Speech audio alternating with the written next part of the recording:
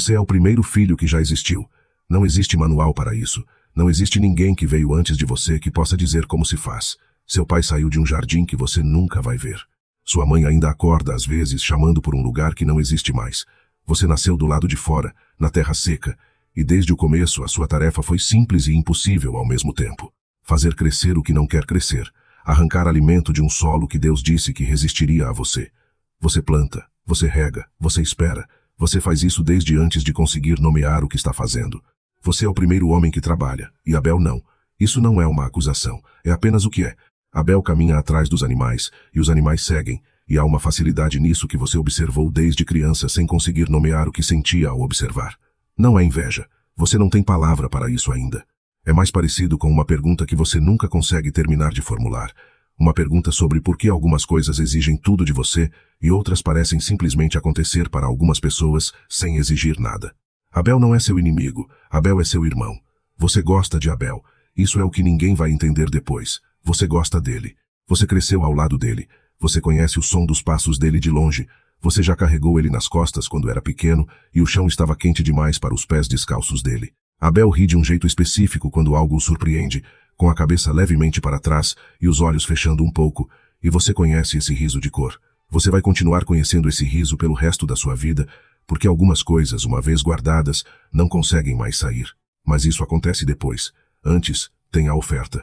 Você passou semanas escolhendo o que ia trazer. Não é um detalhe pequeno. Você andou pelos campos de manhã cedo, quando o orvalho ainda está nos caules, e a luz é baixa e dourada, e você examinou cada coisa que cresceu naquele ciclo. Você tocou os grãos um por um. Você separou os melhores. Não os mais fáceis de carregar, não os que sobraram, os melhores.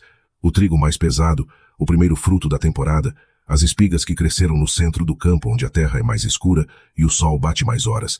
Você construiu a oferta com o cuidado que a maioria das pessoas usa para construir casas. Você atrás com os 2 braços. Não cabe em uma mão.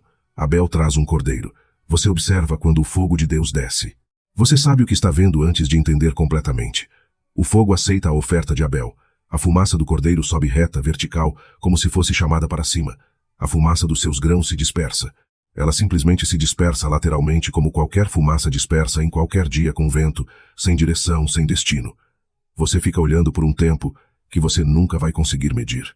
Não existe palavra em nenhuma língua que ainda vai ser inventada para descrever o que acontece dentro de um homem quando ele oferece o que tem de melhor e o melhor não é o suficiente.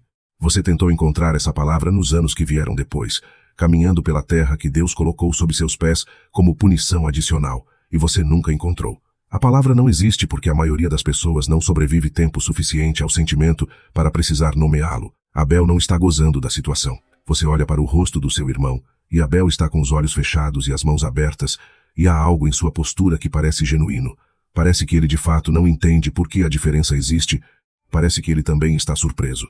Isso não ajuda. Às vezes a ausência de malícia dói mais do que a presença dela. Deus vê o seu rosto, Deus fala com você. As palavras que ele diz são simples. Por que você está com raiva? Se você fizer o bem, não será aceito. Se não fizer o bem, o pecado está à sua porta como um animal agachado esperando. Você pode dominá-lo. Você pode dominá-lo. Você ouve as palavras. Você vai lembrar dessas palavras pelo resto da sua vida, cada sílaba, na ordem exata, porque são as últimas palavras que Deus vai te dizer antes de tudo mudar. Você as ouve, você as entende, e tem alguma coisa dentro de você que sabe que a resposta certa é abaixar a cabeça e dizer sim, e voltar para o campo, e plantar de novo, e esperar de novo, e trazer de novo, e ver o que acontece. Você sabe qual é a resposta certa. Mas há outra coisa dentro de você que está agachada à porta, exatamente como ele disse, esperando, e essa coisa não é nova. Ela esteve lá nos anos de trabalho sem resposta. Ela esteve lá em cada manhã que você acordou com a terra resistindo debaixo das suas mãos, enquanto os animais de Abel simplesmente seguiam. Ela esteve lá em cada colheita que deu menos do que o esforço merecia. Você não a criou aqui, ela estava esperando aqui. Você diz para Abel que tem algo para te mostrar no campo. Abel vem. O campo que você conhece, melhor do que qualquer lugar na terra, está silencioso naquela hora. Não há vento. O sol está alto. Você conhece cada pedra desse terreno, cada irregularidade do solo, cada lugar onde a terra cede um pouco e cada lugar onde ela é dura. Você passou mais horas aqui do que em qualquer outro lugar da sua vida. Você sangrou aqui, você suou aqui. Você falou com Deus aqui, antes, quando as conversas ainda aconteciam de forma diferente, quando parecia que havia uma proximidade que você não sabia que estava perdendo enquanto tinha. Abel está ao seu lado. Ele está falando. Você vai lembrar disso depois, que ele estava falando quando aconteceu, que havia palavras saindo da boca dele, palavras comuns sobre o dia ou os animais, ou alguma coisa pequena, e você vai tentar lembrar o que eram essas palavras, e não vai conseguir porque o que veio depois apagou tudo que estava antes dele. Você não planeja o que faz. Isso também ninguém vai entender. Não foi calculado. Não foi frio. Não foi um homem que chegou ao campo com uma intenção formada e a executou com precisão. Foi uma coisa que já estava agachada à porta há muito tempo e encontrou a porta aberta. Foi a raiva e a pergunta sem resposta, e as semanas escolhendo os melhores grãos, e a fumaça que se dispersou lateralmente, e o fogo que aceitou o cordeiro, e os olhos fechados de Abel, e as mãos abertas de Abel, e a facilidade de Abel. Você. Depois, o silêncio.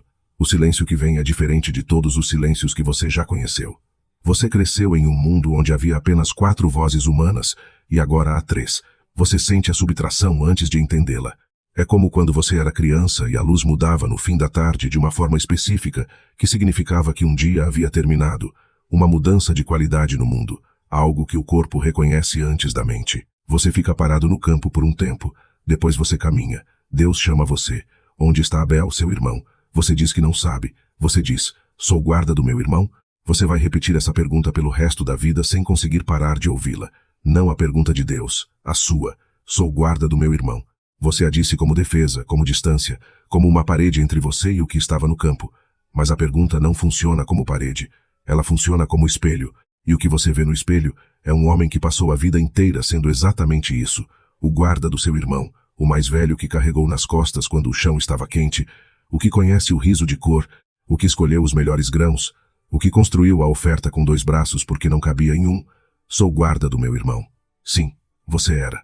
A voz de Deus muda quando ele fala o que vem a seguir. Você vai tentar descrever essa mudança depois, e não vai conseguir porque não existe ponto de comparação. É como tentar descrever a cor para alguém que nunca viu luz. Você ouvia Deus desde antes de lembrar. Você ouvia Deus no campo, no vento, no crescimento das coisas, na resistência da terra.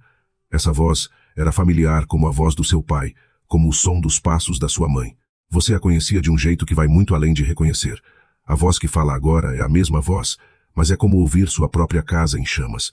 A voz diz, o sangue do teu irmão clama a mim da terra. Agora maldito serás da terra que abriu a boca para receber o sangue do teu irmão da tua mão. Quando lavrares a terra, ela não te dará mais a sua força. Serás fugitivo e errante na terra. Você ouve cada palavra.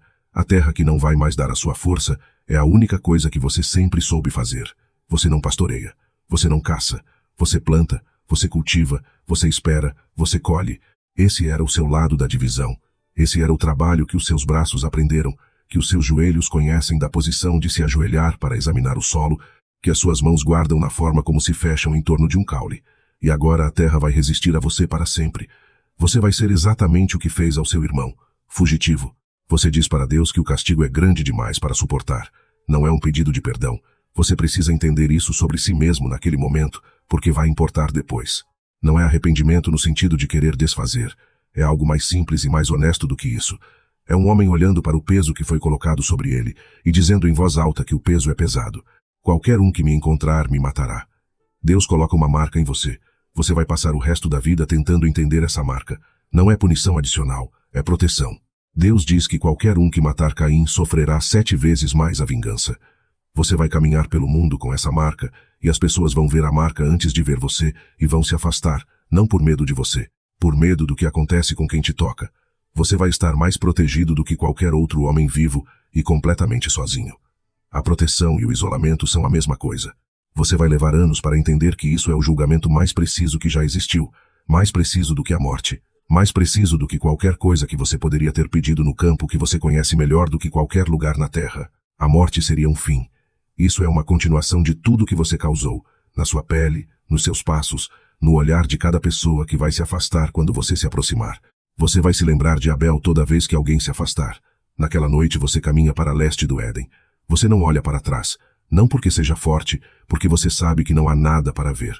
Sua mãe está lá, e seu pai está lá, e o lugar onde Abel dormia está lá, e o campo está lá com a terra que não vai mais dar a sua força.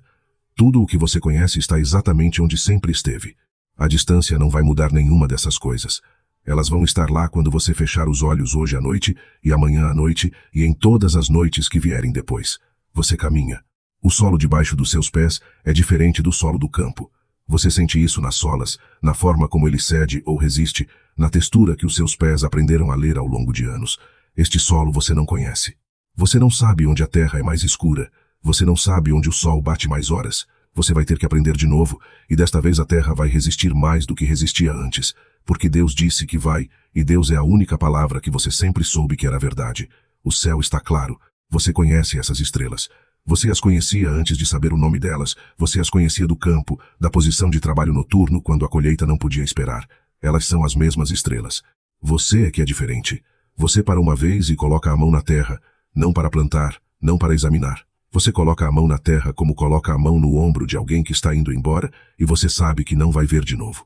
É um gesto que você vai fazer toda vez que parar em um lugar novo pelo resto da vida. Essa mão aberta pressionada contra o solo, como se a terra pudesse sentir que você ainda sabe como tratá-la, como se houvesse uma conversa possível entre um homem e o chão que sempre resistiu a ele. A terra não responde. Mas você coloca a mão assim mesmo, porque algumas coisas você faz não porque funcionam. Você as faz porque são o que restou de quem você era antes do campo, antes do fogo que aceitou o cordeiro e não aceitou o grão, antes da tarde sem vento com o sol alto, antes da pergunta que você fez como parede e que virou espelho. Você as faz porque você ainda é, apesar de tudo, o primeiro filho que já existiu. E o primeiro filho que já existiu era, antes de qualquer outra coisa, um homem que sabia trabalhar a terra.